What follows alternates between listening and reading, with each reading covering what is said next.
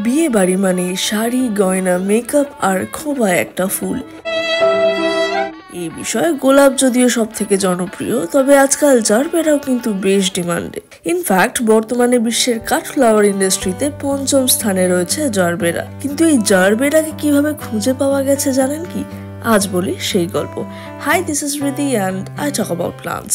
Gerbera daisy ফ্যামিলির অন্তর্ভুক্ত এবং মোটামুটি ডাইনোসরের আমল থেকে সাউথ আফ্রিকার বাসিন্দা, যদিও মানুষ এই ফুলের খোঁজ পেয়েছে অনেক পরে। 1884 সালে রবার্ট জেমসন নামের এক স্কটিশ মার্চেন্ট আফ্রিকার এক সোনার খনির পাশে খুঁজে পান এই ফুল গাছ।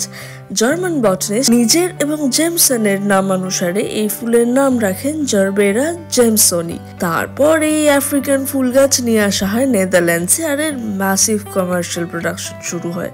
বাই দ্য ওয়ে, আপনি কি জানেন জারবেরা রাত্রিবেলা অক্সিজেন দেয়? তাই নাসাও এটাকে এয়ার পিউরিফাইং প্লান্ট হিসেবে বাড়িতে রাখতে রেকমেন্ড করেছে।